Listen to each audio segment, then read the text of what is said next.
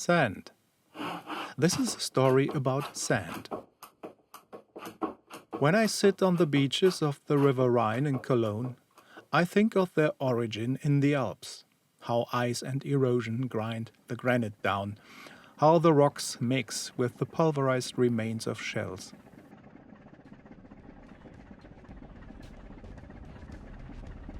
These places are magical islands in the urban landscape, soaked in muted traffic noise, sprinkled with sounds of nightly barbecues and house music from portable sound systems.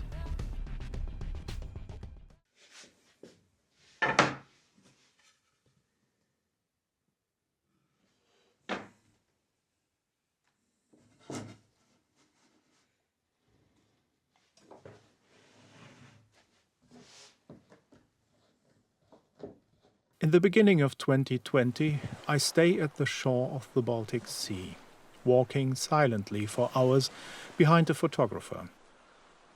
They hunt details in the world of small things, while I constantly look at the bigger picture. The whole landscape is about sand and sediment. You can see glacial deposits of the last ice age everywhere. They form coastlines and beaches, and the glaciers themselves dug up ancient amber people are collecting since thousands of years, fueling trade all across Europe. On this day, nothing impressive happens. My friend sees details I would never find. I take photos of sand and beaches and waves. I try to capture something significant, but in the end, my pictures are just like countless other Instagram shots of coastlines, central perspective in flat colors. Before I leave, I fill 2 jars with sand and sediment from the coast.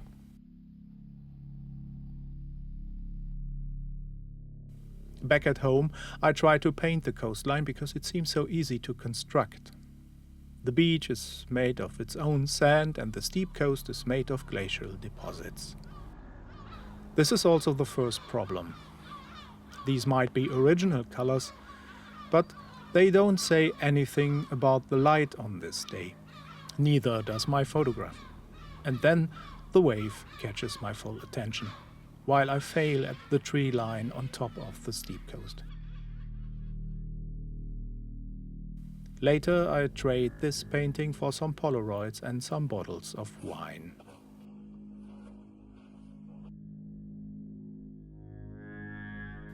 I used the sand a second time for an abstract 3-part panel showing the sky above Usedom.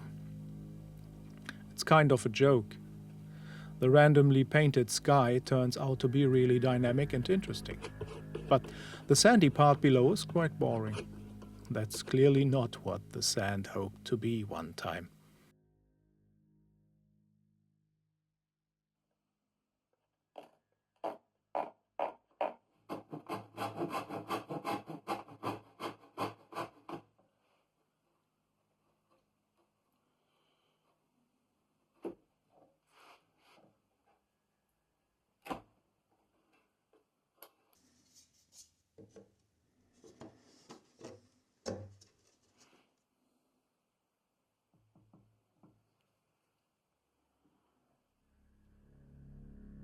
Fully isolated during the beginning of the pandemic in 2020, I tried to express my feeling of being boxed in by cutting boxes into pieces and gluing them to the canvas.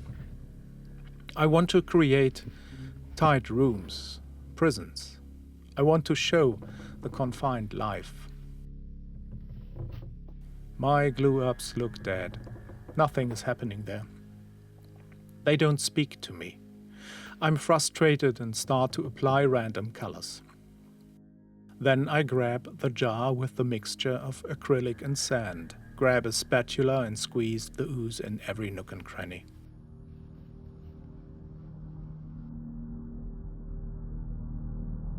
Nice how some small paintings revive my imagination. It is hard to call these abstract. I see buildings. I see concrete everywhere. I add a tiny bit of light. Soon I run out of sediment. Usedom is gone. And I don't want to go back to get some more. This is not sustainable. I buy a bag of powdered marble, and on my way home I stop at the river and collect some sand. What now? I build some stacks and find them boring. Then I change the angle. The spaces open up, and suddenly I'm in a vast landscape. All I have to do now is weathering the scene, wear it down, make it ancient.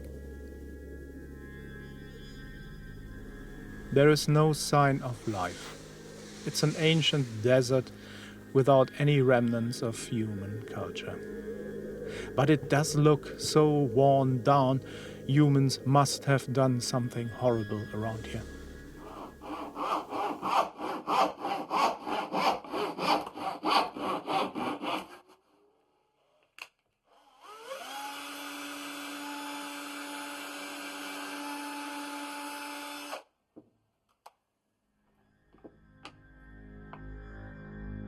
Maybe it's time to paint a bridge.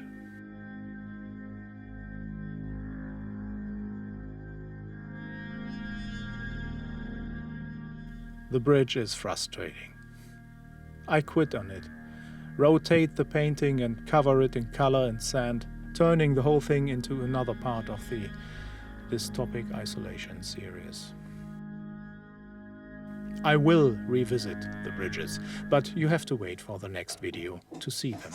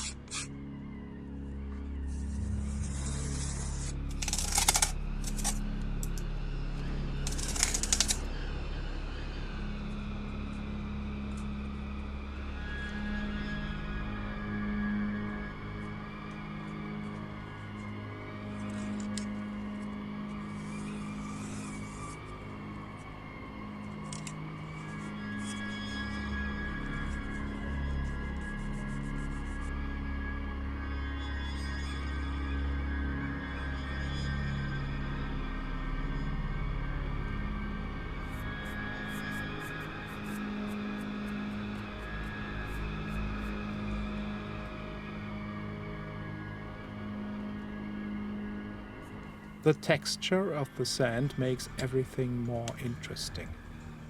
It catches light in the smallest of highlights. You want to look closer and inspect the smallest details. And the rough surface adds a time dimension I cannot simulate with color alone. It says, this has looked differently when it came to be, but now sand is everywhere. Everything turns into dust.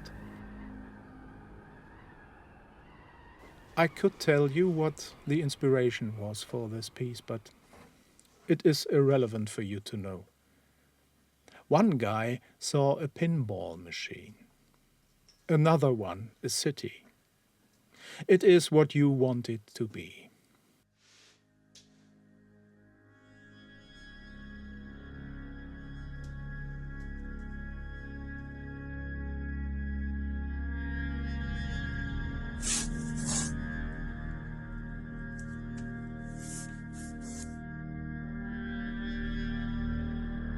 Painting with random stuff is not a novelty concept.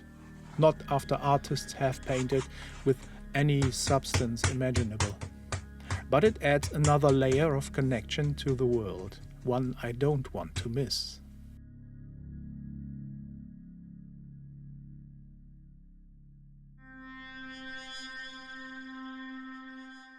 It took me more than 5 years to build this frame. 5 years of waiting and 2 days of actually building it. Yesterday all of this has been a pile of cardboard picked from the garbage. Now it is centuries-old history, full of lost stories and muffled screams of forgotten people. Next time I will tell you something about bridges. So why don't you subscribe to this channel in order to get reminded when a new video comes up? I would like that. Thanks for watching.